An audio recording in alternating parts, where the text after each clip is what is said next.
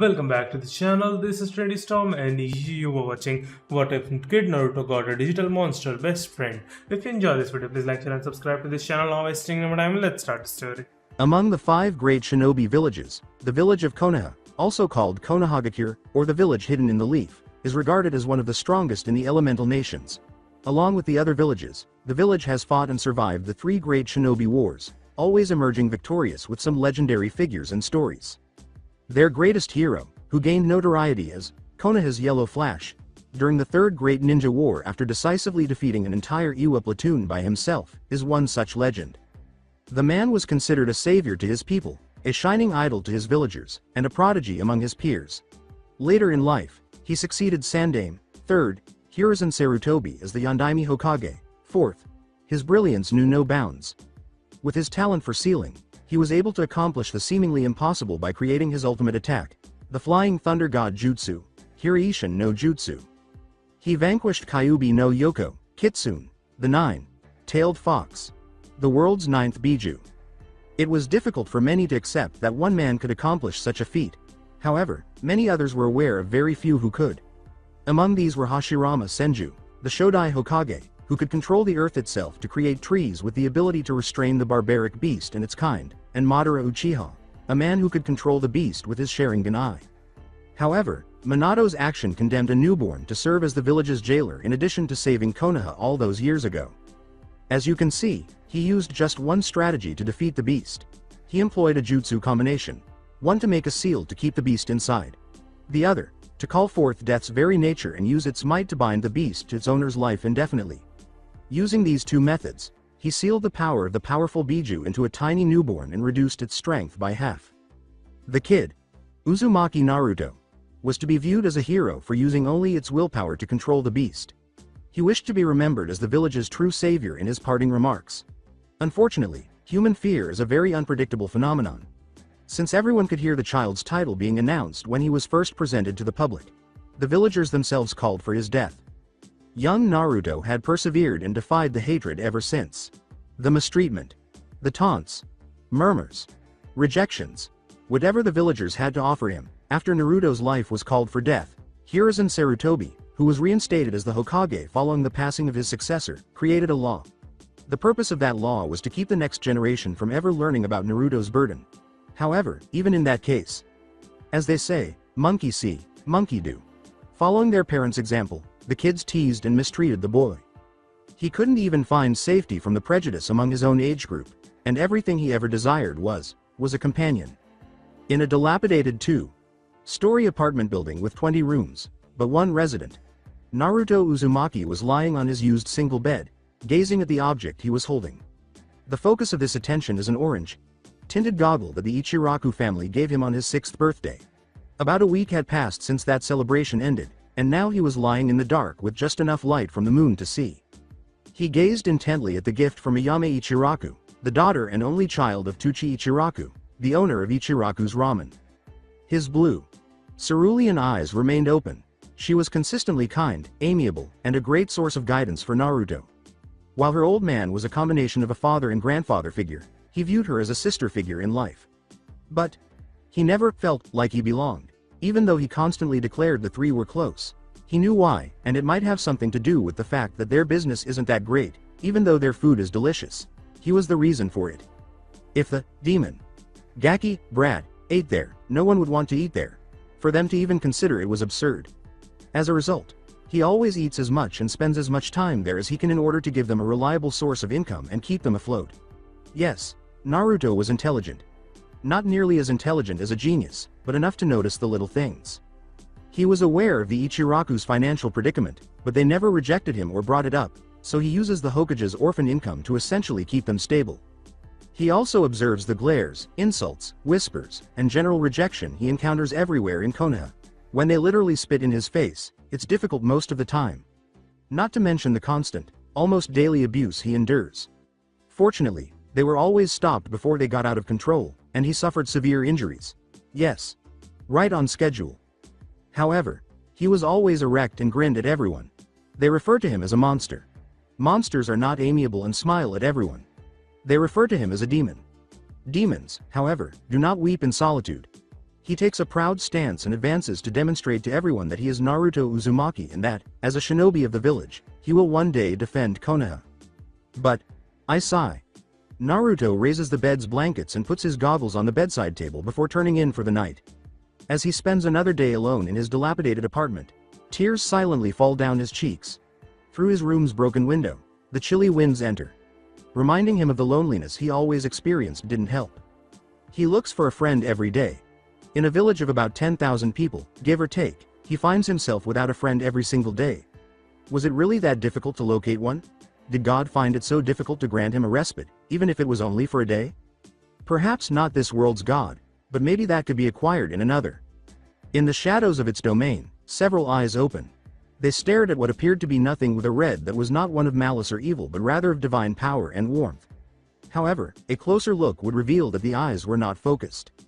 The powerful eyes of this godlike entity softened for the first time in a long time. Its very eyes have the ability to peer at what lies beyond worldly barriers, but they are also able to see things that many others cannot. To think, the countless years I have watched over the connections my world has with the worlds of the real. I have never once seen such discrimination among their kind, it said, its voice booming like a lone voice in a cathedral for everyone to hear, but no one in the vicinity could hear him.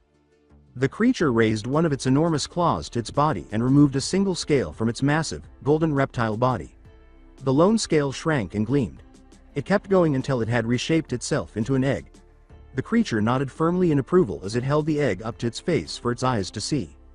"You, who seek companionship," boomed the entity's voice again, raising its claw above its head as though to commend the egg. "You, who seek acknowledgement for your existence." The egg began to shine again before gradually drifting away from the claw and into the realm's darkness. "I, Fanglongmon, grant you a life where you will discover this friendship." The egg soared higher into the sky, its light shining everywhere. A portal of digital data opened above the egg as it rose higher and higher towards it. The light revealed the creature known as Fanglongmon, saying, "A partner that will forever acknowledge your existence till the end of time. You, who are your world's chosen child, bring peace upon your lands forevermore. May you and your friends fight for all that you believe in, and defeat the darkness that not even I could destroy." As soon as the egg arrived at the portal's edge, it appeared to vanish into the whirling vortex and the vast unknown. Fanglongmon's domain is once again dark. With its eyes the softest they have ever been, the great serpentine dragon, resembling God, slowly lowered its enormous golden-scaled body back down onto a comfortable position while staring into one of the worlds to which it is connected. As its gaze settled on Naruto Uzumaki's sleeping form, a shine appeared before a drop of something fell directly on his bed, next to his head. "May you and your friends defeat the very evil that I could not." Young Naruto Uzumaki. He let out a childlike, insane laugh. A long, forgotten memory reappears as a powerful evil emerges from his prison. A creature so ruthless, crafty, and evil that not even he could defeat it. "Just a delay. For your world is going to be in grave peril soon." Fanglongmon turned its head and began working on the new destined children. Naruto will arrive first, followed by the others. Because they will be the ones to complete what it was unable to. The great evil that its own world had spawned will be destroyed by them. Because they will be the ones to vanquish evil in human form. The great dragon was plagued by terrible visions of hundreds and thousands of people dying in that thing's wake, and that crazy childish laughter was ringing in its head again. The blood of the fallen is burning red in the skies. The innocent people's cries for mercy while they are being killed. No one was spared, young or old. Because this creature had lost its soul. Only bloodlust and an insatiable thirst for dominance over all worlds. The angel of death is going to reincarnate, so pray for salvation. And he's furious. One of Fanglongmon's eyes shed a single tear. The very souls of all those innocent people who were taken, never to be born again. The knowledge that it could not save its children sooner hurt the god. Light being's very heart. Fanglongmon's eyes hardened with sheer determination to stop this inevitable outcome. The first child's world and the abyss were both gazed into by the great beast's many eyes. Before its offspring began to breach the barriers separating the two worlds, it was time to locate the others. It will be up to the destined children and their friends after it has been broken. His eyes land on a young woman wearing a white crop top, green hair, and something odd, orange-eyed. In Konoha, the villagers began their days as usual as the sun rose. Additionally, it marks the beginning of the new term in the Ninja Academy's student body. While some come from civilian families, many are the descendants of prominent clans. One of the individuals joining this year's group is Naruto Uzumaki. His sponsor is the Hokage himself, who has taken on the role of a grandfather to the young child despite occasionally being too busy to be there for him when he needed him. Naruto wakes up with the sun shining on his face, gets out of bed, and starts his morning ritual in a zombie-like manner. His head was close to a yellow ball of fluff that was sleeping on his pillow, but he never noticed it. The ball of fluff's ears twitched in response to the sounds of flushing water coming through his bathroom door. The still, zombie Naruto emerges as the door opens. He goes to the kitchen and opens his refrigerator to find just milk that has gone bad. He slams the refrigerator shut in frustration, rubs his eyes, and goes to make a cup of ramen and some hot water. Once more. The fur ball on his bed was startled awake by the sound of the refrigerator closing. It shook its golden yellow furred body and white tipped tail straight while yawning adorable ly.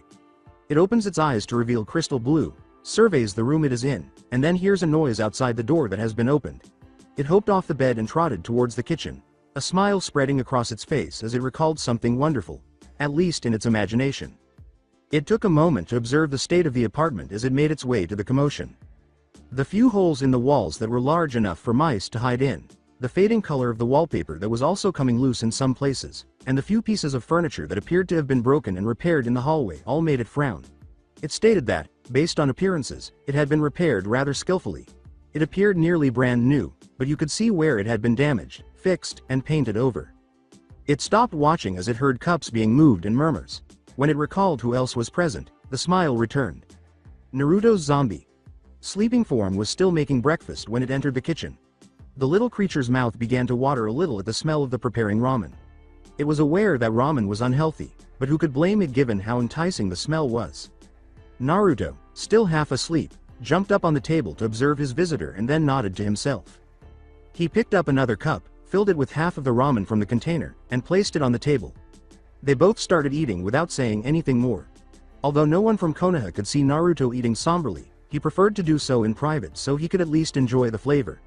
However, the tiny fox creature ate quickly and relished the taste of actual food for the first time in its brief life. Naruto picked up both cups after they finished eating and proceeded to the sink to wash them. The tiny creature that was trailing behind then leapt to assist by the sink. It wiped after Naruto washed. After finishing his breakfast, Naruto changed to get ready for the academy. Many would now assume that he would be overjoyed to sign up to become a shinobi. It wasn't totally true, even though many things would have been at the time. Yes, he was ecstatic, but he was also cautious around the adult staff. He didn't look forward to that part. Neither was the fact that, if the past 6 years were any guide, he was unlikely to make any friends anytime soon. The little fox leapt off the counter, trotted into the living room, and then settled on the couch to wait while Naruto went about getting ready. It didn't take long for Naruto to return fully decked out in dark blue shorts, blue sandals, and a white shirt with an orange spiral in the center. Finally, he wore a dark orange hooded sleeveless jacket over his shoulder. His fake smile was plastered on his face, his cerulean eyes were wide awake, and his spiky blonde hair was pointing everywhere. The last one caused the little creature to frown once more, but this time it was out of worry rather than irritation or rage at the phony smile. Naruto told the small fox on his couch, "Well, I'm off to the academy. While I'm gone, don't make a mess of the place. I'll be done soon hopefully, if I don't get held back for something." He then went to the door and opened it before getting out. "And if someone knocks or comes, be sure to hide," he said, sticking his head back in for a final message. As it leapt onto the couch, the fox joyfully said, Bye Naruto," in a soft feminine voice. "NOMG, it's female. Haha, be sure to come home soon." Naruto closed the door with a joyful nod, leaving the talking fox by himself in his house. Hold on. Talking fox? In his house, all by self? The small fox heard frantic running approaching the door and peered curiously before it exploded open to reveal a panicked, wide-eyed Naruto pointing at the fur ball. As Naruto's brain attempted to process what had just transpired, he could be heard babbling, "Why? You. F fox. T talk. H how. W where." The giggling of the little fox thing interrupted his thoughtful conversation. "Yes, I'm a talking fox. Is that really so shocking, Naruto?" she asked, receiving only a silent nod from the boy. With a playful sigh, the fox leapt from the couch and trotted up to Naruto, who was still in shock. While using her tail to grab Naruto's wrist and lead him to the couch, she proposed, "How about we sit down and talk?" "Nay." She seated herself and said, "Now. I'm sure you have question, yes? Why not ask, and I'll answer." Naruto took a moment to review what had transpired before concluding at the beginning of the Q&A period, his mind finally rebooting. Alright. Are you one of those summons things a few ninjas use? Like the Toad Sage, Slug Princess, or Snake Trader? But with foxes?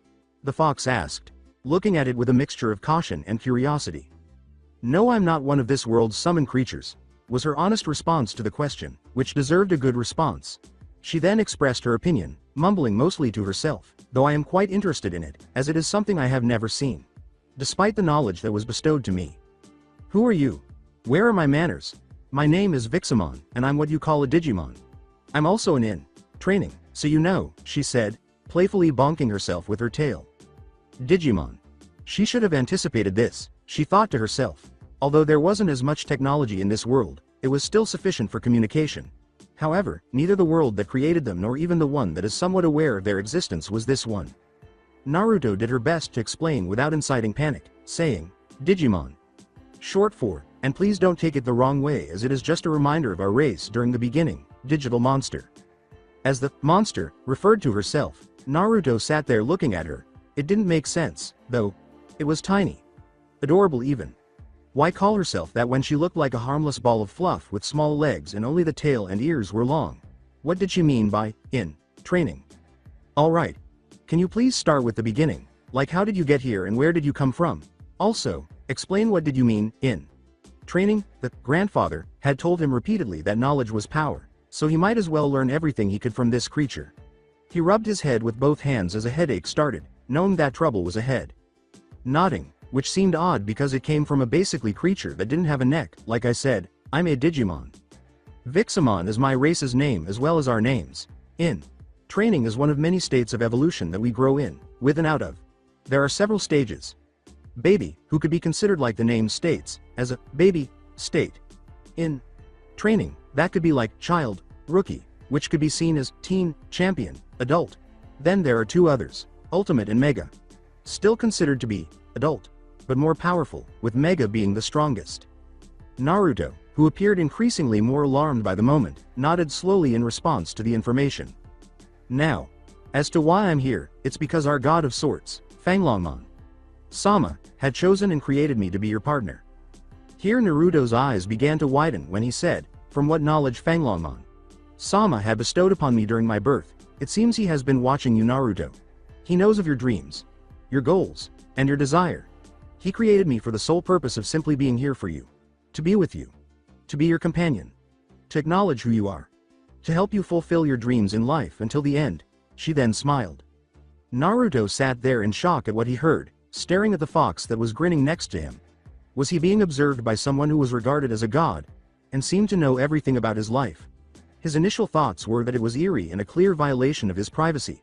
However, after hearing the remainder of what the now identified Vixamon had to say concerning her reason for being here, he was at a loss for words. Vixamon's tail wiped away the tears that began to well up at the corners of his eyes. He noticed the gentle, worried expression in the little creature's eyes as he looked at her. When people looked at him, he saw something on their faces that he had never seen before. Either it was hateful, apathetic, unaware, or unaware because he wears a mask in public. However, he had always wanted this. Someone who genuinely cared and didn't turn away when his mask was removed. For the first time in his life, Naruto wept with joy as he seized Vixamon and held her close to his body, whether out of instinct, decision, or pure joy. The tiny digital fox returned the embrace with her tail as tightly as she could. That is, until her form changed and her body began to glow a bright white. Digivolution. Vixamon digivolved too. Vixamon's tiny body grew taller, and her limbs also became longer than they had previously been. Her body grew larger and more humanoid, with her tail growing longer and larger. With the fading of the light, Vixamon was replaced by a fox that looked more like a human. With a mane at the chest, a torso from the neck down to the nether region, white furred hands and feet, and the same white, tipped tail as before, the body was a hybrid of the golden yellow fur that Vixamon possessed. She can easily adopt a four-legged stance thanks to her bipedal legs, which have 3 clawed toes. She has 3 fur spikes on each arm that protrude from the shoulder toward the back. She is wearing purple fingerless gloves on both arms, which almost completely cover them, except for the small area where her 3 finger claws protrude in her shoulder joints. Her gloves were adorned with the yin and yang's black and white emblems. 2 tomos are also visible adorning her legs just above her knees. Last but not least, her head was sharper than Vixamon's, which had a curved shape. Her eyes were the only thing that truly changed, even though her ears now had white tips and stuck straight up. Under each eye was a single lightning like marking that extended from one end of the eye to the other, and they were now an icy blue, but they still had the same warmth within. Renamon. Naruto gaped at the transformation of Vixamon into Renamon. She was definitely much taller than him now. With the same grin that she had previously worn on Vixamon, Renamon gazed down at Naruto. She had never released the embrace. They both let go of one another and looked at each other as if a weight had dropped between them. Naruto had a tiny handheld gadget on his lap. The larger part of the body was grayish white, with a small square screen in the center. The screen had an orange border surrounding it.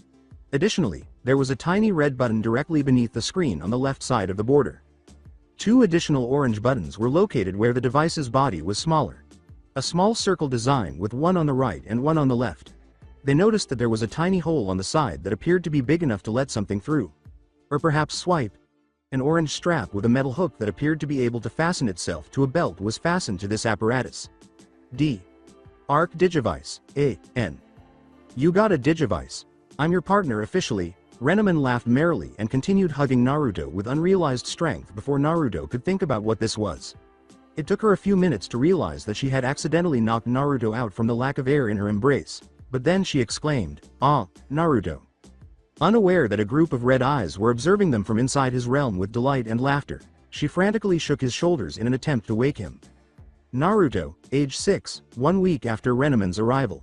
With the arrival of his new friend, Naruto's life has changed. During that week, Renamon also made the decision to test out some new skills she had acquired while digivolving.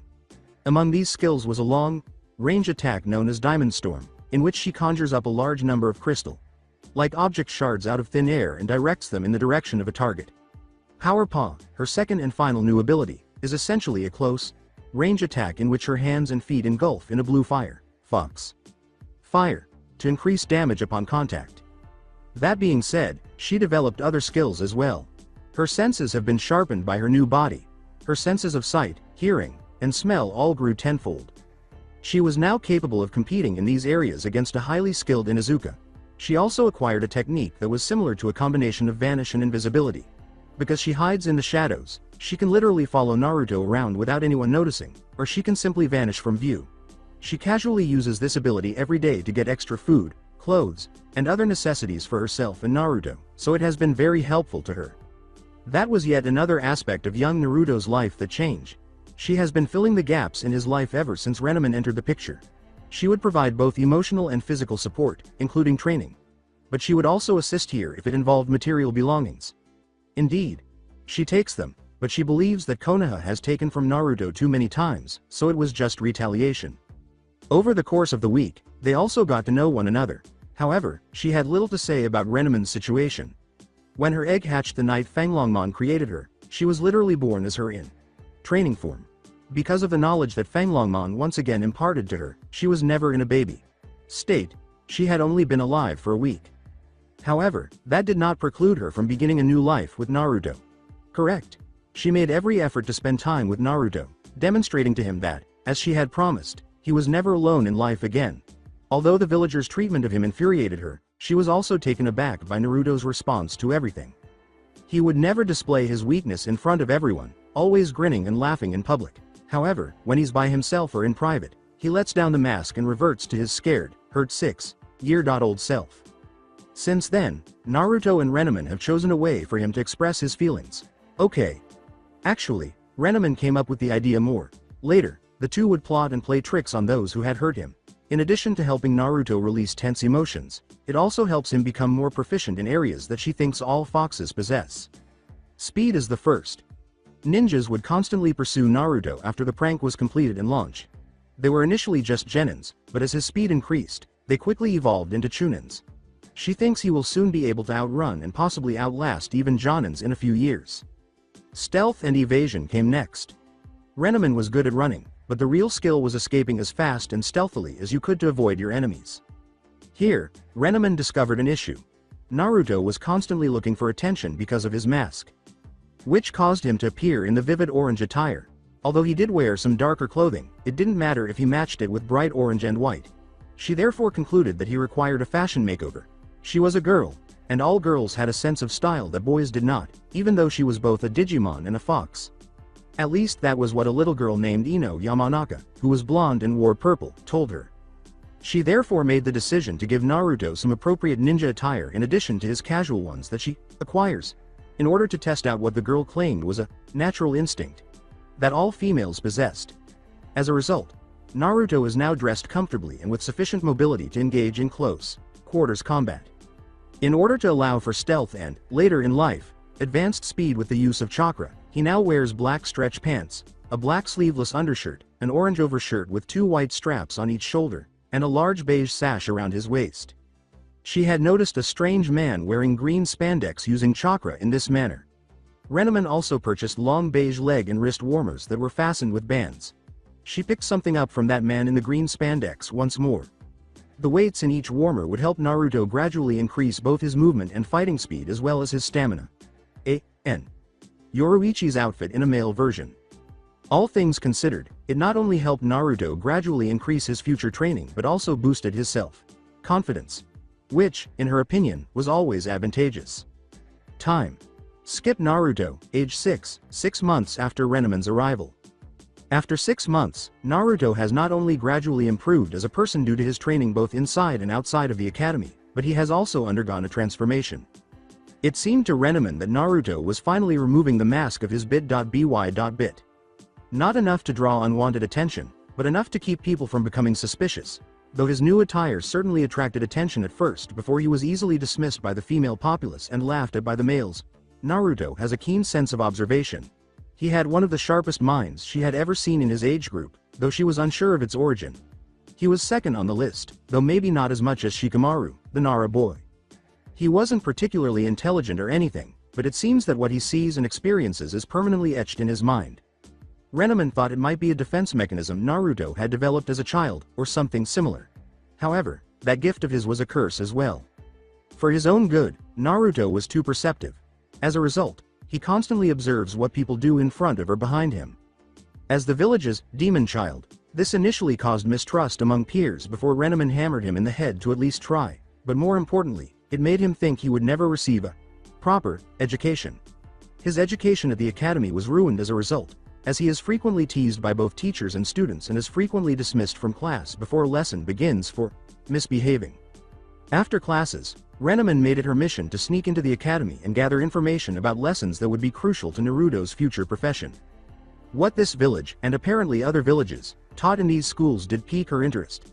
The warriors of the shadow, ninjas. She initially thought that, at least, but she quickly realized that they were overly ostentatious. However, she consistently highlighted and noted the parts that would stick in her memory while ignoring the unimportant ones. She had no idea who this Shodai Hokage was, but she was certain Naruto didn't need to know his background in order to fight him. How could he proceed? During a battle, instruct his adversaries? Absolutely not. She thus only recorded information and took notes during strategy and practical lessons. Lectures about Konoha in general constituted theory. Indeed, some information about other villages was discussed, but it wasn't anything noteworthy. Ultimately, though, Naruto has consistently maintained stability within his class. He only passed what was required, never striving to be better than average, and was always in the middle of his peers. Naruto also celebrated the holidays with someone for the first time during this time. Since they spent it as a family, he didn't have the Ichirakus, and Hiruzen Sarutobi didn't have his either. They continued to give him Christmas presents, but he used to always spend the season by himself. He spent the season with Renneman, however, who he now had. It was also a unique occasion because Renneman had never received a gift or spent a holiday of this kind before. Naruto presented her with a unique purple collar featuring his trademark swirl emblem on a medal. He proudly displayed the swirl symbol on the back of his orange overshirt, which he had previously worn on his old jacket. Additionally, New Year's came and went, and the two learned a special trick using Renneman's vanishing, disappearing ability. Naruto has never gone or had the bravery to go out and watch the fireworks because of the annual intoxications and beatings, and he is afraid of a crowd gathering. Renneman made the decision to take him out.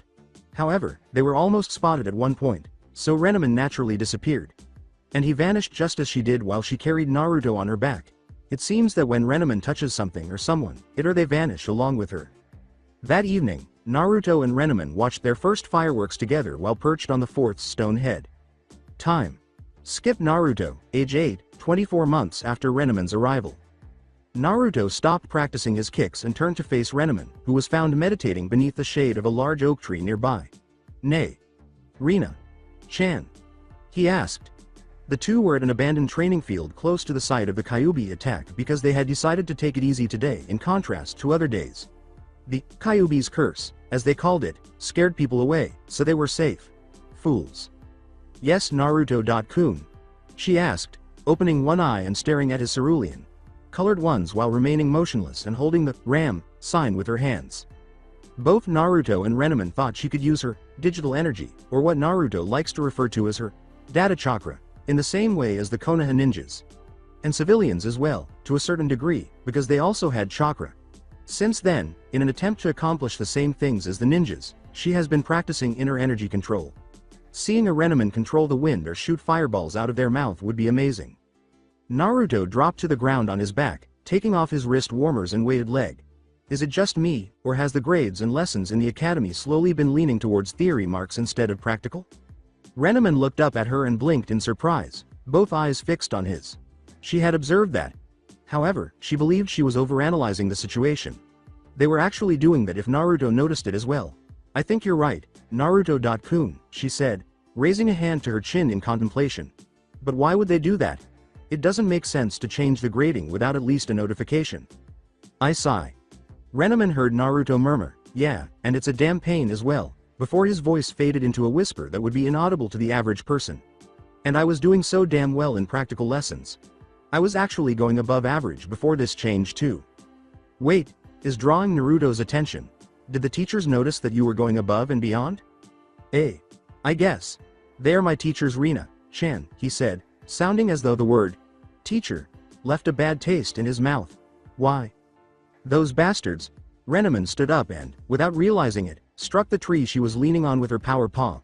"They saw you getting better, and I bet you anything they changed it this way so that your grades starts to drop again. I'll kill them, those bastards," was the statement that followed the blow that blew a chunk out of the wood and brought down the great oak. Never mind Naruto-kun, she said, taking deep breaths to calm her nerves and rubbing her head to prevent a headache. "We'll just have to improvise," she said, mimicking Naruto's feral smile. Good things always happen when she has that look. At least it's good for them. "So, what did you have in mind? Do you have a preference for a weapon?" Renamon asked with a predatory grin. Time. Skip Naruto, age 10, 52 months after Renamon's arrival. After the season holiday break, Renamon hid in the shadows of the Ninja Academy and watched as a new year began. Following the council's intervention with the academy's grading system, Naruto's grades had leveled off. Later on, she discovered that the civilian side had done it.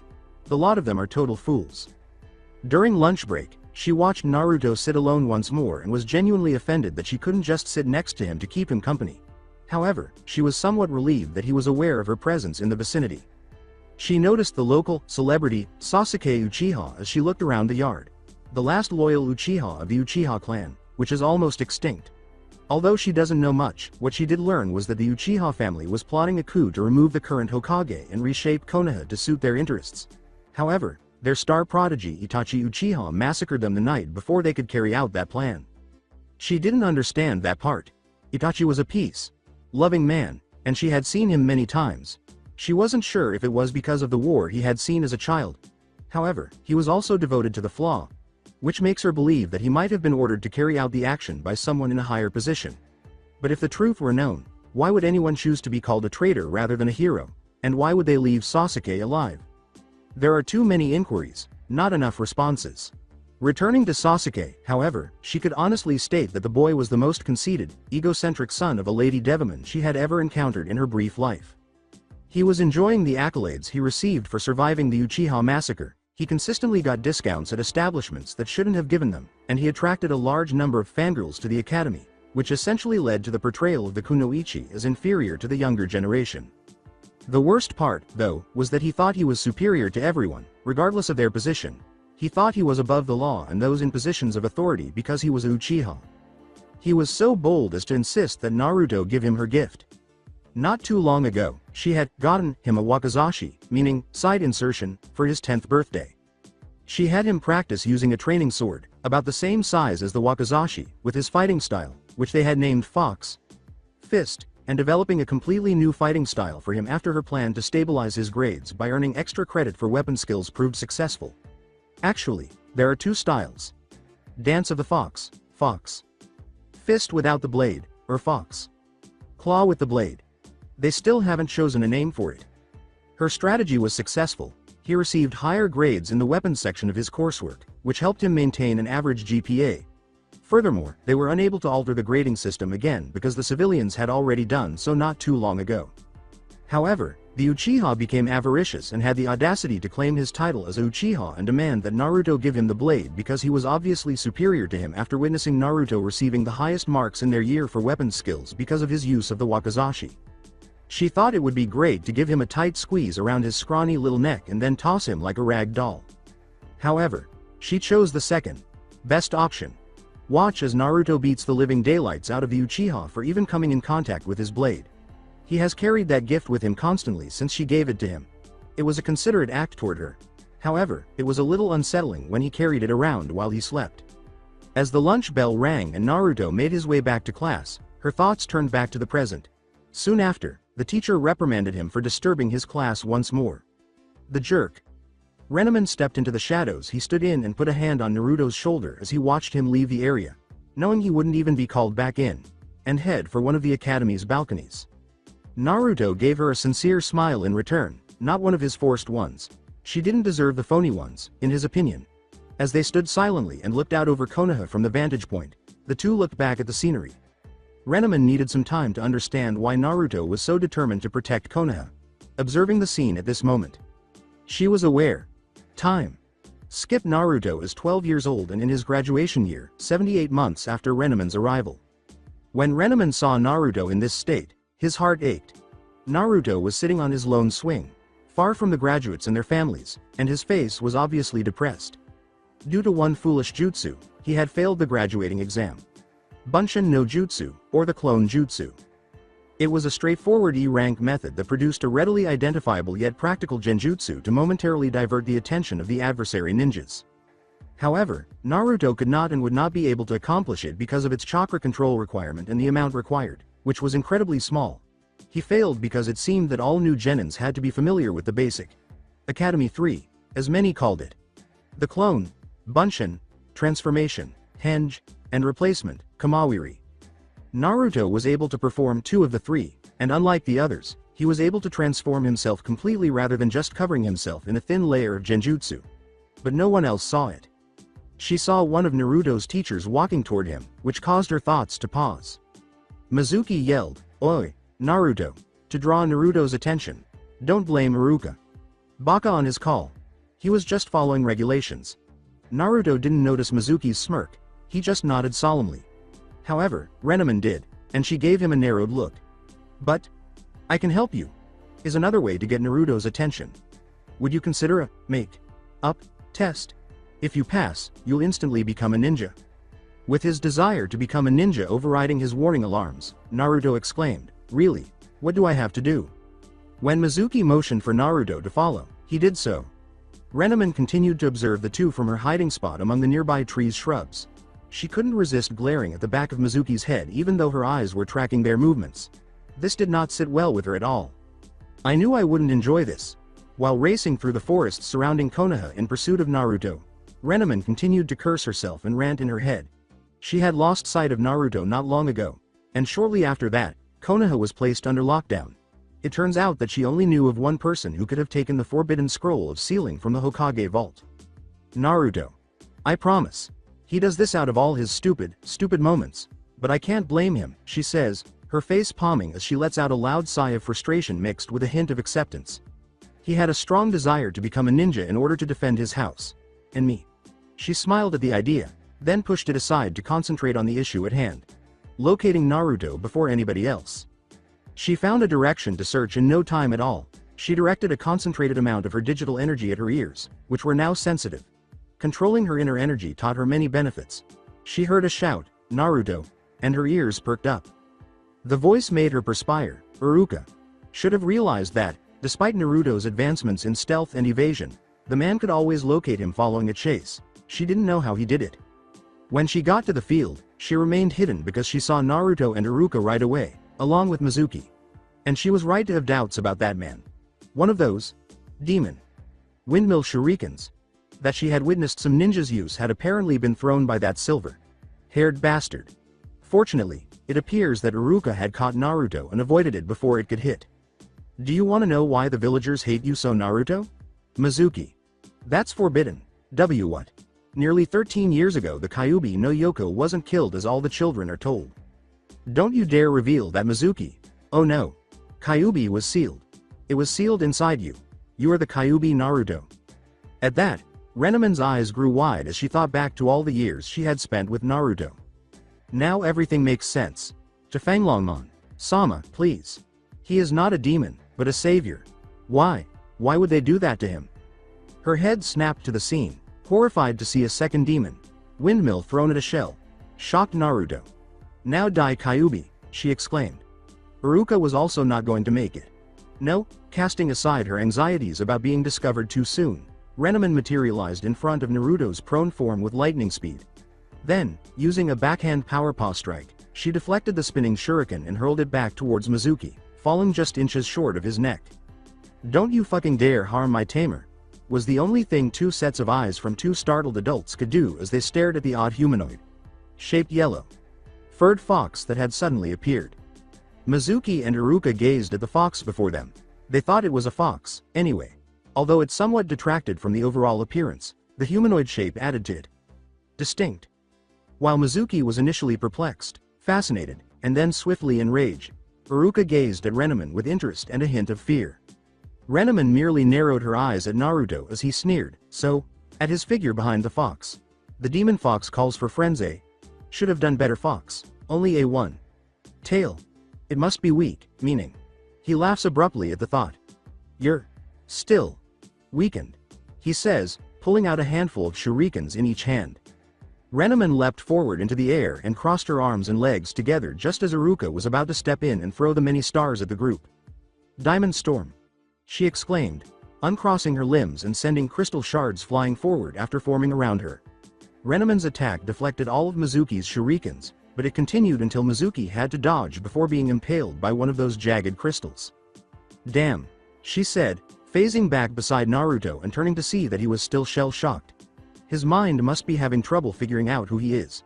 She mentally cursed Mizuki once more for what he had done and all of her efforts to boost his self-esteem and shape him into the person he is now.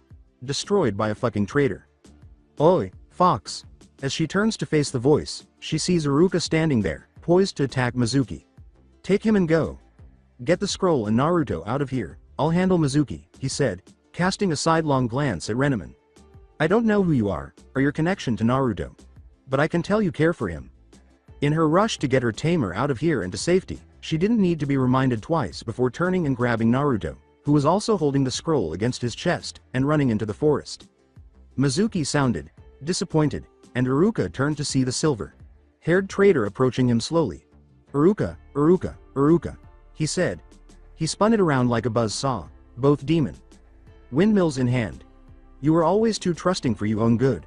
I would have thought, after all this time, you would avenge your fallen family by taking out their murderer. I do hate my family's murderer.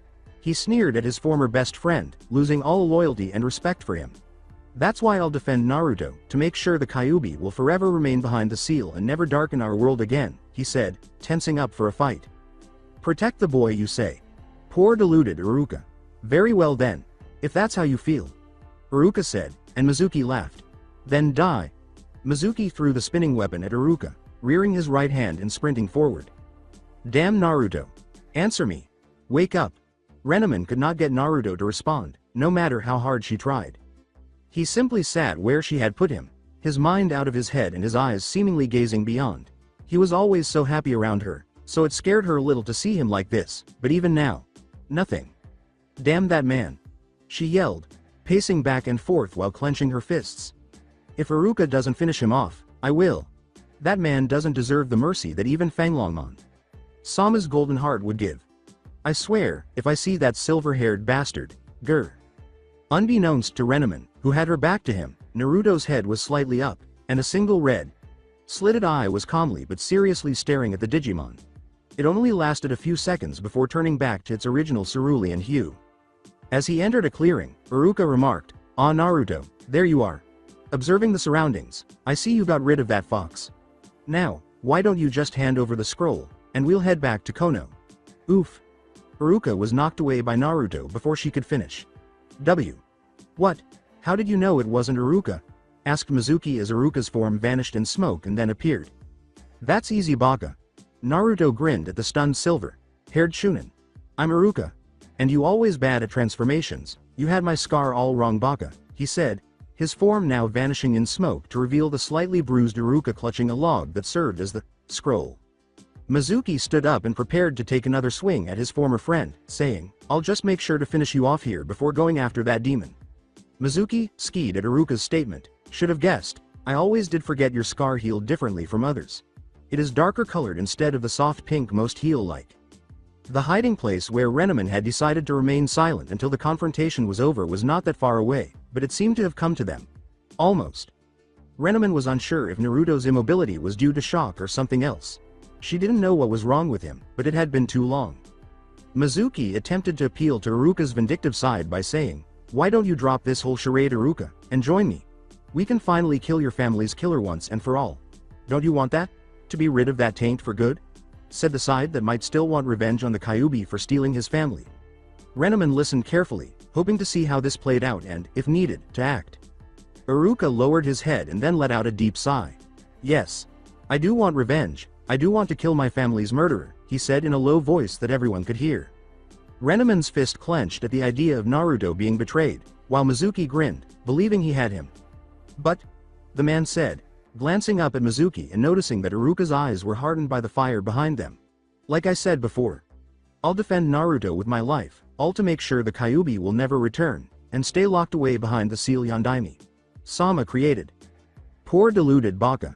It seems you're blinded by faith that our fallen Sandaime keeps preaching about. But it matters little, as you will soon be dead, just like that pathetic creature and his pet, Mizuki said, shaking his head in disappointment after giving him a quick glance. Mizuki then charged at Iruka while spinning a demon windmill, and the two engaged in another sword fight. After observing for some time, Renamon shook her head and retreated. No one else was more important to her than Naruto. Her breath caught her as she looked back at him and met the two red, slitted eyes staring back at her. Power was evident in those eyes, but control as well as another factor. Naruto said in a voice that was deeper than humanly possible, Renamon. Correct. Renamon was unable to do anything but nod, as the pressure from those eyes seemed to give him strength. I do not know of what you are, but you seem to be based off my kind. So I will tolerate you. Know this, you wish to be partnered with the kid, then you must help him shoulder his burdens. You have hidden in the shadows, more so than any ninja I have seen capable of doing, but the time for hiding is done. The voice continued with greater force toward the end. She wasn't sure what to think. She had assumed that the seal stopped this kind of thing. You're the Kyuubi, aren't you? However, Naruto has also been off. Maybe this is what it's been doing for the past few minutes. I am. The kid has not met with me yet, but he will when he summons my powers for the first time, Naruto said, nodding. Do not test me, Vixen. All Jinchuriki will eventually use their tenant's powers. Whether by choice or forced. They will in the end. So be prepared. My power is not to be taken lightly, as the old human saying goes. Absolute power corrupts absolute. He will need to find balance if he is to use me. But I will not go down without a fight, so train him well, Vixen. You have been warned. The deep voice faded. Where are we? He asked, his blue eyes blinking quickly as he moaned and grabbed his head at the killer headache. Rina. Chan? My head, he asked, looking around and realizing they were not where they had been. Naruto. Kun, he exclaimed, embracing the boy, who gasped for air. When she saw this, she quickly released her grip, saying, Sorry Naruto. You just had me worried. She was considering telling Naruto that he was temporarily possessed by the Kyuubi. The inner voice said, Oh yeah, that would work out so well. Hey Naruto, guess what? You know, the Kyuubi that's sealed inside you. Yes, it kind of took over you and told me that you would eventually use its power. It also seems that you will soon have to battle it. Yes, that would be really beneficial. Hey, Where's Iruka? Sensei and Mizuki, Teme? She asked, surveying the field. The sound of steel hitting steel was his response. They peered around the trees and saw Iruka and Mizuki still engaged in combat. Naruto rubbed his eyes after blinking. How long have those two been at it? He asked, nodding as he drew Renneman back and looked again. Since Iruka told me to run and hide with you and the scroll. I think like half an hour, maybe a bit more, she thought for a moment as she scratched her. Due to his prior injuries, Iruka was slowing down when he returned to the fight. Mizuki had successfully used his windmill. It hurts like the living end, even though it wasn't anything serious. When Mizuki realized this, he pushed for the upper hand, making Iruka defend more than he was attacking. Renneman narrowed her eyes and prepared to act if Naruto needed to be defended, saying, Iruka's losing ground. Looking at Naruto, she asked herself, what did you learn in that scroll anyways? She wasn't going to let that bastard take away her tamer. What should we do? Flee and find help, or jump in to back him up? Though unsure of what to do, Naruto was concerned for Iruka. He listened when Renneman began speaking, but he was at a loss for words when she posed those queries. A single puff of smoke appeared next to him as he crossed his fingers in a plus sign in response to the second question, which made him smile. I found a bunch of new techniques from a section for clones. I thought, since I failed the clone jutsu, then maybe if I learned a new type 1 could pass. A smiling, waving Naruto emerged from the smoke. Renneman glanced between Naruto and, along with Naruto. When she prodded the new one, it gave her a small frown before prodding back. She exclaimed in surprise, not anticipating such a technique, it's solid. A method of literal duplication. A beeping sound cut short their moment. The three looked around and discovered that Naruto's Digivice was the source. The real Naruto raised the gadget. The new ability found. Now processing the scan. The scan has begun. The clone was hit by a tiny, thin light beam that emerged from the top of the tiny apparatus. The clone leapt, startled, but sensed nothing was amiss. Capabilities cards. Both single and multiple shadow clones. Purchased. Data processing to change the cardholder. No container found. Change the process of cardholder creation. A second beam struck the real Naruto's belt area, which is opposite the Digivice's storage location, the Digivice on the right side, after the thin beam that had struck the clone had receded as it said, acquired. Tiny bits of data began to form, then appeared to come together and take shape. With a blue, D, logo printed on the exterior, the shape resembled a tiny rectangular container. Create a modified cardholder. Change the shadow clones and multi-shadow clones cards that were created. Best wishes. The three were left in silence as the computerized voice finished speaking and the screen's light faded. The cardholder on Naruto's left hip caught their attention after they had each glanced up at one another. Naruto opens it and takes out two cards. In the first card, there were two Rennemans standing next to each other, prepared to fight. In the second card, there were 10 Rennemans once more. As they all looked forward toward the cardholder, the background featured tall, large trees with thick branches here and there. A Renneman was standing, sitting, and leaning on those branches. Shadow clones. The one with 2 Rennemans. And multi-shadow clones. The one with 10 Rennemans. Were written in bold black letters beneath each of the card's images, while the card itself was blue. She smirked and said, if I had to guess, those 2 cards would allow me to perform that same technique of yours with my data chakra. No? The 2 Narutos turned to face Renneman and said, I know this, those are modified cards. Fanglongmon. Sama put knowledge into me about them. They are cards that tamers use to power up a Digimon partner, even enabling them to do things that they'd normally be able to do. They laughed lightly at using Naruto's term for her digital energy. You're saying that if we were to learn a technique, this Digivice thingy, the clone exclaimed, poking the Digivice into the original's hands. Will scan it like it did just now, and bam, you learn it too. Renneman shrugged in response. Then how come there isn't a replacement or transformation card anywhere? He asked. Renneman hemmed in thought as the original suggested, maybe you need to perform it for it to scan? Before the three of them were able to return to the present situation in reality, there was a loud crash. Shit. We forgot about Iruka. Sensei. Renneman's paws clamped on the Naruto's shoulders, preventing them from charging in. Hold it Naruto.kun. Both of you. Okay, this is weird, she muttered at the end. How about we give those two a surprise they will never forget? She asked, her smirk spreading to them as well. The smirk of revenge and a golden prank. Well, Iruka, any last words? Mizuki asked triumphantly as he stood over the bloodied, downed form of Iruka, waiting to descend to kill his old friend with his shuriken. Iruka was going to reply angrily, saying he wouldn't win, but was cut off by 2 phone calls. Multi-shadow clone jutsu was followed by a lot of popping noises and smoke rising from the surrounding trees. Ability activate, multi-shadow clones, was the next shout, but this time it was something neither of them knew about. A number of static sounds could be heard in the cloud smoke. The 2 teachers were left gaping as a wind blew in, clearing the tops of the smoke. A literal army of Naruto clones was positioned above them, and about 200 in total, if they had time to count. The fact that there were 10 more Renamans among Naruto's ranks, however, startled them even more. Renaman raised a hand and clenched it into a fist, accompanied by a toothy grin that promised pain, while a lone Naruto cracked his knuckles as they moved up among their numbers. The lone Naruto said, "Well, Mizuki." To the attention of both teachers. "You wanted me to learn a technique from the scroll, well. I saw, I learned, and I'm about to kick your ass." The Renaman smirked and the Narutos around them cheered. "Now, as you asked Iruka Sensei, any last words, Tem?" he said, thrusting his arm forward and saying, "Get him." Before his former teacher could even reply.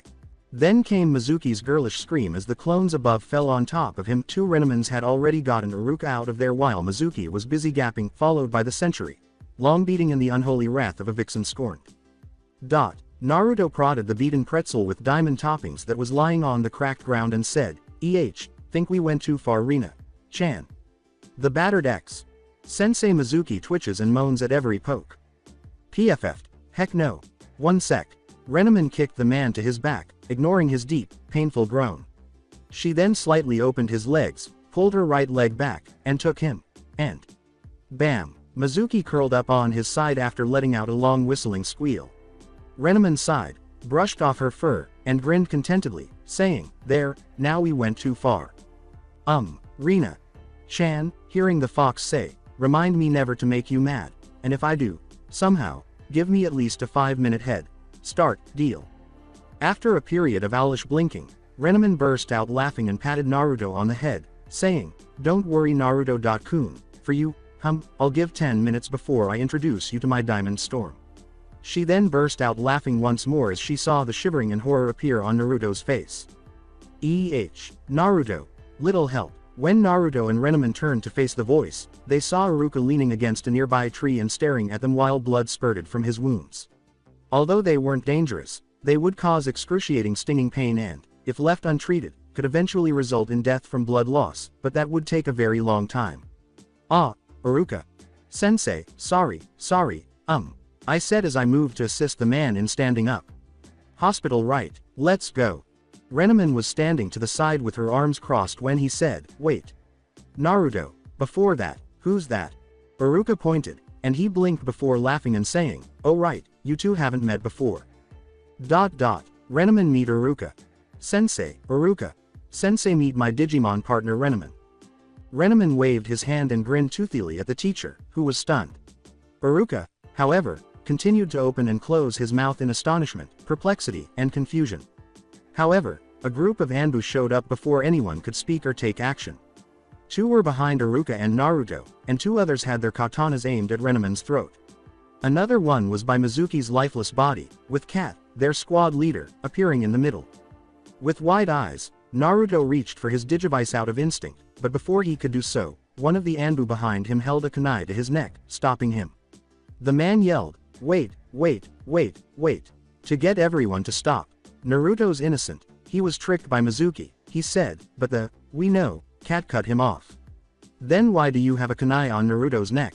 He asked. I was preventing him from using that device, we already saw what it does to the fox, was the response given by the Anbu behind Naruto. Renaman's voice is drawing attention with its, oh come off it, tone. You think I have something to do with Kyuubi? Well, besides the fact I'm a fox and one hell of a vixen, I have absolutely nothing to do with that baka. Fox. I'm a Digimon, not a Biju, and before anyone here says anything, a Biju is not a demon, it's a construct of chakra. A construct of chakra, say it with me now, she said without hesitation, as if she were speaking to children. Naruto was the only one who found it amusing, but her sly smile and informal tone didn't help either. Looking around the field, Kat saw that Mizuki had already been brought to the T&I department, that the Anbu behind Naruto still had his kunai ready, and that the Anbu behind Iruka had taken the man from Naruto and had him hooked around his shoulder. And the pair behind the fox wanted to keep going, but they were waiting for an order. Hokage. Sama will want to know what happened tonight, and, meet you fox, Renamon, irrelevant. Take Yumino.san to the hospital and have him patched up. You two, bring the fox to Hokage Sama's office. Naruto, time to speak your case. Leaning towards Naruto's ears, what were you thinking? Having that fox around isn't going to help your cause, you know, right, Gaki? With a frown on his face, Naruto leaned into Kat's ears and said, her name is Renamon, and she has been with me for years now. She's my friend, and I swear if something happens to her, I will make sure this entire squad loses everything. That is your only warning. She's been with me through the good times and bad, and you know how my bad times are. Kat took a step back and met his eyes, observing his glare and his demeanor. He meant it. The purple-haired Anbu swordswoman turned to face the Anbu who was about to put his hand on Naruto's shoulder and said, I'll bring Uzumaki.san, you head back to HQ and inform the search parties that we found the targets. Do not harm Renamon in any way, understood? If so much as a hair is misplaced, you two will be removed from my squad and from the Anbu program, is that understood? She said, looking at the two with their hands on a bound Renamon's shoulder each. She'll be alright, but you have a lot of explaining to do, Naruto, especially if you say she's been with you for years, she said, observing Naruto's anxious expression. After receiving a nod from the woman Anbu, she put her hand on Naruto's shoulder and body flickered both of them in the direction of the Hokage's office. I know, can we just go to Hokage? Gigi please Kat-chan. Everything will be explained then. Hiruzen rubbed his head and wished he had a big bottle of sake nearby because he was in dire need of it right now. He looked up and saw that Naruto was still glaring at the Anbu with their blades aimed at the throat of the humanoid fox. To ensure he didn't do something he would regret, Kat stood between them. He pointed to Renamon and said, just to make this clear. You have been keeping her secret even from me, why? He asked, since Naruto had previously shown that he trusted him, so why keep this secret from him? The old man raised an eyebrow, questioning his sanity, and said, you're joking right, Hokage? Gigi. I tell you something that benefits me in any way, and somehow the villagers know about it and take it away. I have a feeling you may have an loyal ninja among your ranks, eliciting reactions from everyone in the room. Renamon smirked and said, maybe you should ask that guy hiding behind the bookcase. He was observing a shadow move from that area and tried to escape through the window. However, the eavesdropper was not prepared to be paralyzed by two of the Hokage's guards using the Anbu standard paralyzing jutsu. Kat knocked him out before he could attempt suicide by swallowing a cyanide pill disguised as a tooth in his mouth. The Hokage noticed that the mask was entirely blank when he moved to view it. When he took it off, he was startled to see a Hyuga clan branch member who had been missing for 5 years. He was rewarded when the fake tooth stuck out of his mouth after striking the jaw hard at an angle. Two of his personal guards saluted and took the now bound unconscious intruder to the T&I department, where they instructed Ibiki and Anko to gather as much information as they could without killing him. As he turns to face Renamon, he notices that his remaining guards and Kat's squad have not moved, so he says, leave now. To get them moving, the fox still has that no.it.all smirk that he has frequently seen on Anko when she has cards or juicy information in her hand to gain something. Now that they were by themselves, he turned on the barrier and silence seals built into the space and reclined in his chair. I think we need to talk, he said, lighting his pipe as he observed Naruto and Renamon take a quiet, apprehensive seat. Now that the Sandaime Hokage, the god of shinobi, was standing in front of them, Naruto was terrified of what would happen if he happened to cross his path. The god of shinobi, Sandaime Hokage, glanced between Renamon and Naruto. He watched as the two of them shifted slightly while he smoked his pipe and puffed out in a steady rhythm. The professor title that many had bestowed upon him was reflected in his hard, calculative gaze. He had just discovered the truth about Naruto's theft of the scroll, and he could not hold it against the boy for listening to a teacher or other authority figure, particularly one who promised a make up exam as a means of graduation. However, the traitor's blabber mouth revealed the secret of Naruto's burden, which he didn't want the boy to know until he believed he was ready. He wished for Naruto to live a tranquil life for as long as possible, unaware of the awful curse that had been placed upon him. However, It appeared that destiny had different ideas for the boy. Then there's this fox-like thing. Renamin. Strange name, but her appearance was even stranger. A humanoid fox with ninja-like abilities and a strong command of their language. Or at the very least, some unidentified abilities that he is unaware of. However, based on what he saw and heard from his orb while watching what was going on, Renamin was paired with Naruto, whom she refers to as tamer, whatever that term meant. He gives her abilities with the device on his belt, but he thought she was the one who used the diamond-like attack. Then there was her, as Naruto referred to her. A Digimon, huh? He took a final drag from his pipe and sighed as he let the smoke out. He looks at the two, clasps his hands together, and places the pipe in front of him. What are you?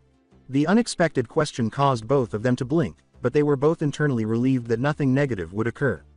Not yet. Rina-chan is known as a Digimon. I don't know everything but. Naruto responded, and she nodded to let him share some secrets. They are from a digital world which is apparently connected with ours. She was sent here back when I was 6, and has been with me ever since. She's also been helping me train so I'm capable of handling myself well. Since you were 6, he said, looking between the boy and the fox, then back at Naruto. Why didn't you? Sigh. Never mind, you already answered that, he said, rubbing his head. Alright, I can understand not telling me. But Naruto, how could you trust this? Digimon, he asked, checking to see if the term was correct, but Renamin only gave him a stiff nod. She would have called herself by her preferred name, but she was aware that she was facing the village chief and decided to remain silent so as not to offend him. So easily, she could have been tricking you or worse, he attempted to comprehend, but was unable to see how Naruto, who was only 6 years old, could accept this strange creature with such ease. Naruto scowled. He actually gave the Hokage a glare, which startled Renamin a little and caught the man's attention almost immediately. He was glaring at the old man in front of them, which surprised her because she had heard how much he loved him. I was lonely. Okay. I was a lonely 6-year-old boy. When Rina-chan came, I finally had a friend. Someone that actually cared and not be swayed by what their parents say behind my back to turn them against me. I trusted her, and never once did she ever betray that trust. He raised his voice and made both of them lean back in disbelief. So if you ever once think of trying something to ever change my mind about her, or take away the only companion I ever had in this village that wasn't taken away later on by scornful parents, then you better be ready for one hell of an ass-kicking Gigi, 'cause I won't let you. While Renamin's surprise soon turned to thankfulness and pride at realizing how deeply he felt about their friendship, the Sandaime just kept blinking in disbelief at Naruto's aggressive demeanor and threat. The shinobi god had a lot of expectations. However, Naruto's strong advocacy and threat, making even though simply giving someone a ass-kicking wouldn't be considered a threat, especially for someone with his level of authority and position, made him genuinely think he would carry out his promise. Okay, so, it left him at a loss. He was not going to take any action. Naruto was not going to separate them, have her taken away, or do anything as heinous as that if he had spent all these years with the fox and she had done nothing but assist the boy. All he wanted to know was whether or not she was reliable. He laughed lightly, breaking the solemn atmosphere between them as Naruto simply fell back on his chair upon realizing that he had just threatened the Hokage and his Gigi. Calm yourself, Naruto-kun. I was just checking. Tell me, Renamin. He reached into his drawers and pulled out a small scroll. Do you know if there is more of your kind out there? He asked, tossing it in her direction as he noticed her curious expression. She grabbed it, opened it, and read it to Naruto. I take it there then. They said, their eyes widening slowly. Renamin handed the scroll to Naruto, who was reading the report again, and said, why?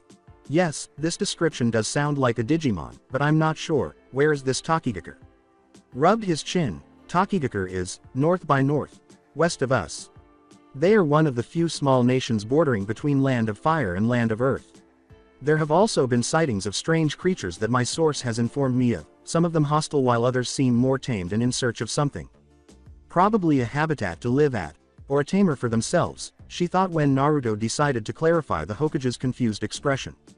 Gigi, for Digimon they believe if they had tamers as partners, they'd grow stronger. Most do it for power while others do it for companionship. This report of yours shows that this Digimon and person are already partners if they are constantly seen together. In contemplation, the Sandaime hummed. It appeared to be fairly easy.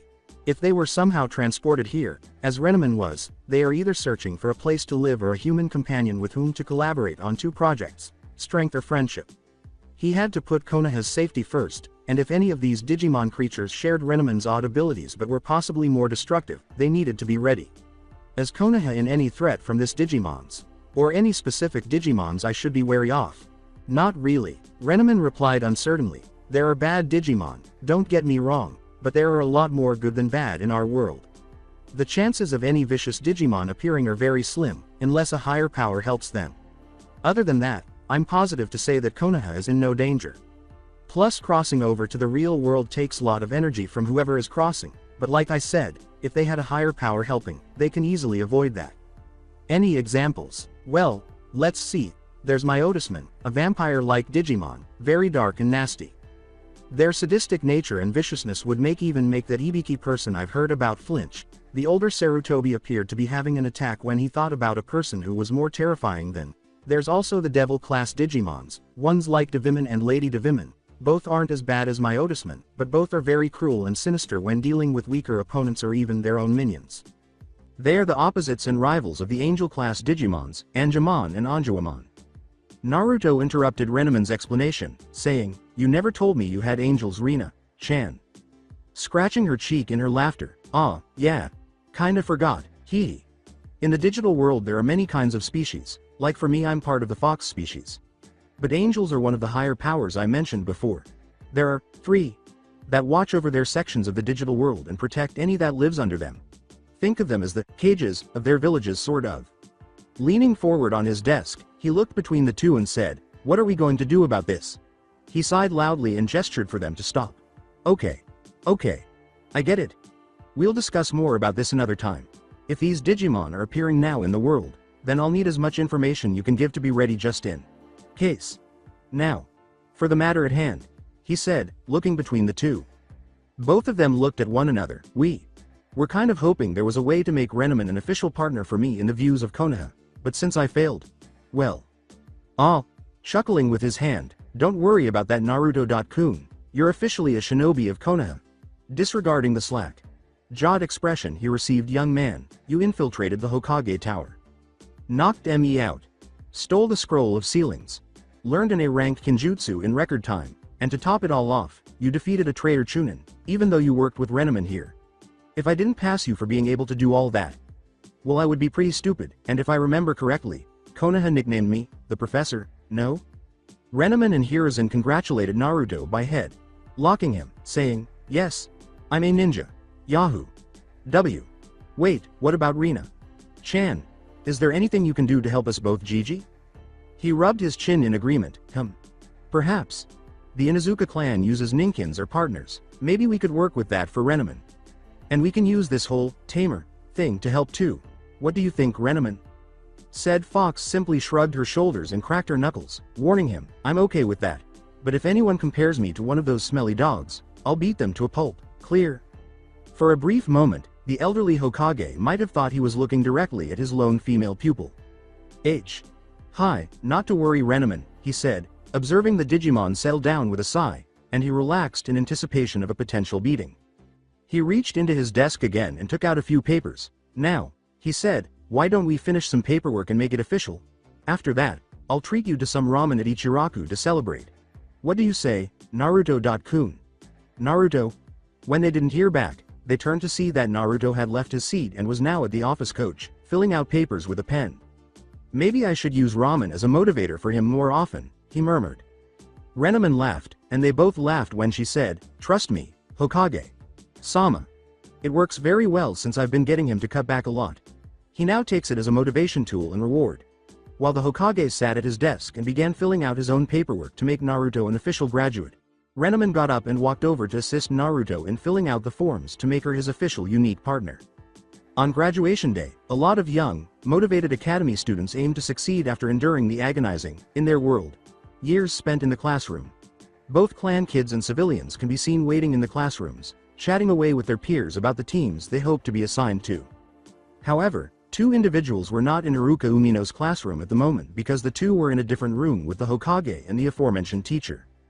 They were talking about how they would work together to resolve Renemon's new position within their ranks. The plans of the Hokage, Naruto, and Renemon were unknown. The Hokage, by some strange phenomenon, had thought it would be a great thrill to give the council a good scare with this new development if they kept it a secret until team placements were announced, and Iruka was the first person they told. Since Renemon and Naruto can work well together to fight even a high Chunin, he was no longer concerned about their safety. They were already high Genin when they were apart, but mid to high Chunin when they were together. This demonstrates how effectively Konoha promotes teamwork. It took some time for them to get ready, so Iruka and Naruto went to the classroom while Renemon waited in the shadows while Hiruzen went back to his office. As the Hokage entered his office in a cloud of smoke, the Jonins in the room stood to salute him as he took his seat. The Jonins relaxed as he waved his hand. Many ninjas had seized the opportunity to join a team as Jonin senseis inside the room. Nonetheless, a large number of people entered the room to watch and record the teams that were chosen. The clan heads of each revered clan of Konoha were these individuals. Every clan head, from the rough wild Inuzuka to the noble Hyuga, was in the office. However, the sensei hopefuls stood in the middle. They are all respected for their abilities and strengths both on and off the field. But out of all of them, only a few stand out as being the best at what they do. Veteran ninja and Jonin Kakashi Hitaki fought in the Third Great Shinobi War under the command of his two departed teammates, Rin Inuzuka and Obito Uchiha, as well as his squad leader, Minato Namikaze, prior to his transformation into the Yondaime. Kakashi is a man who is revered by his supporters and feared by his adversaries. Kakashi of the Sharingan, and user of 1,000 jutsus or other titles bestowed upon him. Listed in the ninja bingo books as an ranked nin in both Kumo and Iwa, with Kumo being a flea. On sight, Kakashi has proven to be a formidable opponent. The son of Hiruzen Sarutobi, Asuma Sarutobi is a Jonin and former member of the Guardian 12, a special force under the daimyo's command. However, he finds it difficult to agree with his father because of old grievances. Being one of the few wind-aligned people in Konoha, he has the ability to hit his enemies with his blade. Knuckles like a hurricane of blades. Because of his employment and previous responsibilities in the 12 Guardians under the daimyo's leadership, he is listed in bingo books as an A-ranked nin. Kurenai Yuhi, a recently promoted Konoha Jonin, is not well known for her strength, speed, or fundamental nin, tai, ken or fuinjutsu skills. Instead, Genjutsu. Konoha's Genjutsu mistress is the nickname given to her because of her extraordinary abilities in the art of illusion. Some claim that if she keeps up her skill development, she might eventually surpass Itachi Uchiha in her artistic prowess. She jokes, laughs, and has a good time with her friends, and she has a sisterly, kind personality. However, she becomes cold, calculating, and painful when someone irritates her or gets on her bad side. Konoha's Ice Queen is her second title as a result of this. Among the group of sensei hopefuls, these three are the most distinctive trio. However, their participation and acceptance of joining a team are more important than their qualifications or titles. Over the past few years, Kakashi Hitaki has volunteered numerous times but has never passed a team. Asuma Sarutobi was never thought of as a teacher because he always seemed to be a lazy, distant person, but now he was assembling a team. Last but not least, Kurenai Yuhi. She had previously failed as a teacher to a former student, so when she volunteered for the position after being promoted, everyone was taken aback. Hiruzen turned to face the group of Jonins who had volunteered to be sensei. Each of them took note and committed each sensei be to memory as they looked to the clan heads and nodded for him to continue. It was their responsibility to steer Konoha's course. And as accomplished ninjas with years of experience, they're there to make sure that their team leaders continue to grow in the future. They would find a solution if there was an issue with selecting a sensei for a squad. When the old Hokage saw that everyone was present and prepared and that the clan heads had given their approval to the volunteers, he pulled out his orb and began to demonstrate what was happening in Iruka's classroom. When the door opened and Iruka and Naruto entered, the classroom's boisterous noise and chatter subsided. Knowing that he had failed to pass, many were curious as to why. But regrettably, only one person brought this fact to light. Sakura shouted from her seat next to Sasuke, "Baka! What are you doing here bothering Iruka? Sensei!" As she prettied herself to impress Sasuke, she arrived late to class and lost the opportunity to sit next to him. Which explains why she's in a bad mood. Sakura never sat down so quickly, and the angels sang as she zipped up her mouth. "Sakura Haruno!" The girl in the class recoiled at Iruka's unexpectedly icy demeanor, saying, "Sit down. Shut up, and take your future role as a kunoichi seriously." Many were shocked because no one had ever seen Iruka truly angry with someone. Although he would shout to attract attention, he would never be upset or furious with someone. He positioned himself beside his desk and gestured for Naruto to sit at the rear. With a nod, Naruto made his way to the rear. As Naruto advanced, anyone who was paying attention would have sensed a breeze of something. Since Kiba Inuzuka had smelled something in the wind rather than feeling it move, he was the only one who had noticed this. When everyone finally noticed that Naruto was wearing bandages in some areas, Iruka remarked, "Now, as for Naruto being here, I believe my state of person can answer that." It wasn't entirely accurate, but they didn't need to know that a teacher they all trusted and listened to had gone rogue. Naruto there rescued me from a situation that would have ended me. As such, upon reporting to Hokage Sama, he found it acceptable to give him the status of genin under achievement on the field. Iruka's announcement left many in shock, while others found it hard to believe. While one blushed and grinned, few looked at Naruto, wondering if that were true in some way. Despite their best efforts, they were unable to spot any indications of fighting on him, unlike Iruka. Now, if that is out of the way. Glaring slightly at Sakura, who was about to say something but decided to hold her tongue. I believe now would be a good time to announce your teams. Team 1. XXX ignore XXX, Team 7, under Kakashi Hitaki, will be Sasuke Uchiha. Uchiha simply acknowledged with a grunt. And finally Naruto Uzumaki and his partner Renamon. Many blinked in confusion at the last name, and many winced as the girl let out a girlish squeal of joy while taunting Ino. Who the devil was Renamon? Additionally, why does the Dobi acquire a partner? But before he could say anything more, a number of the girls in the class started screaming because they weren't on Sasuke's team. Because Ino was, unofficially, the second president of the We Love Sasuke fan club. Half of the class, boys, had to cover their ears during the loud protests. Fangirls, damn you. After 2 minutes of patiently waiting for the screaming to stop, Iruka lost it. As soon as he said, "Shut up, sit down, and let me finish you maggots," his head grew 5 times its size. Demon Head Jutsu FTW, everyone fell silent and sat patiently. Team 8, under Kurenai Yuhi, will be Hinata Hyuga. Shino Aburame. Iruka continued, coughing to clear his throat. This made Hinata smile because she liked Shino, but the boy only nodded in agreement. Shino sighed with despair as, and Kiba Inuzuka, and Hinata's world fell apart, and the young Inuzuka heir, Yahoo, D, and cheered about joining his Hinata-chan. When Kiba senses multiple unidentified glares and murderous intents directed at him, he instantly stops talking. The moment Sume and Hiyashi heard Kiba say, his Hinata-chan, they turned to face him back in the Hokage Tower. Nobody wanted to get in the way of the two if they struck out, so a number of those in the vicinity were quietly moving away from them. Kurenai was keeping herself in check while still concentrating on Kiba. However, this did not imply that she was considering using genjutsu to alter his perverse behavior. Or, at minimum, to keep Hinata safe. He flips a page on his clipboard and says, Team 10 under Asuma Sarutobi, will be Shikamaru Nara.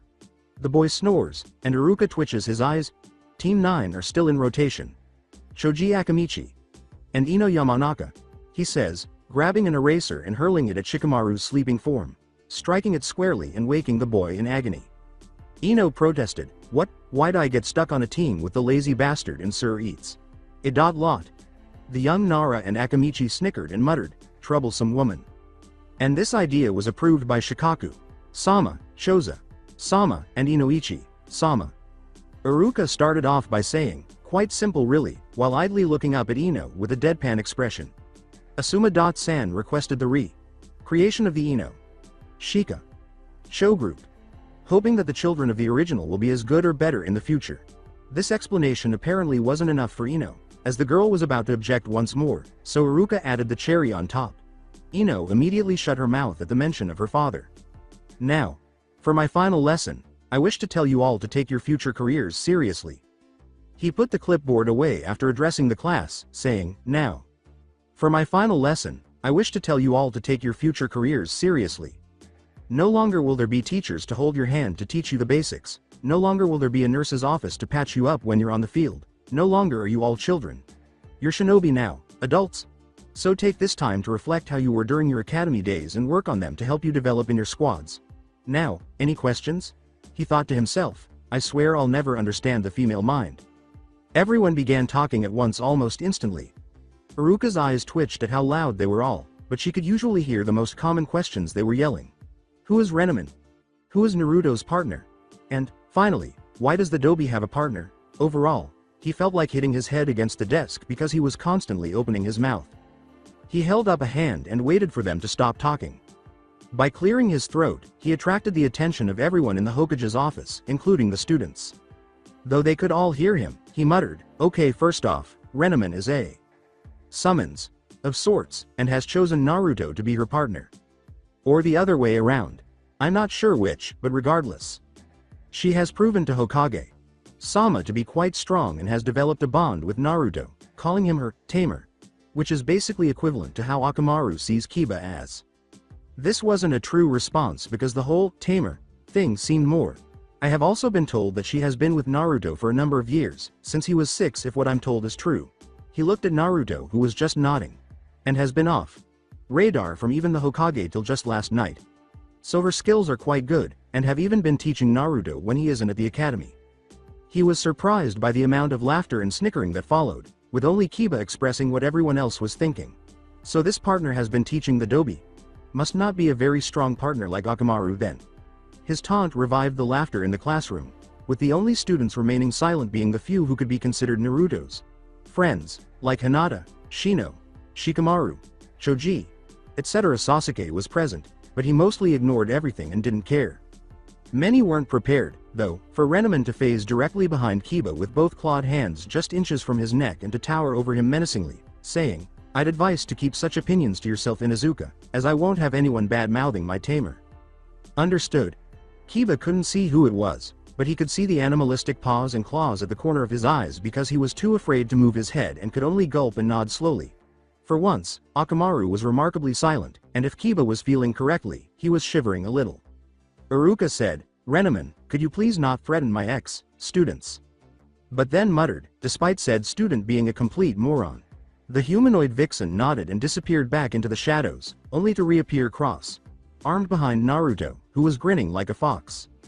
As they gazed at the yellow-furred, purple-clad, humanoid-shaped fox, many of the students' mouths were on the ground. This was the partner of the Dobi. Even at the Hokage's office, the leader was laughing heartily as he observed the slack-jawed and bug-eyed looks on everyone's faces. He even snapped a photo for amusement later. Indeed, Naruto eventually led him to the dark side, that is, the prankster side. "Please let me know, so I can properly answer you to the point." Renamon put her fist in her palm as she made a formal bow. "Pleased to meet you all," she said, standing erect. "My name is Renamon, and I am Naruto's partner as he is my tamer.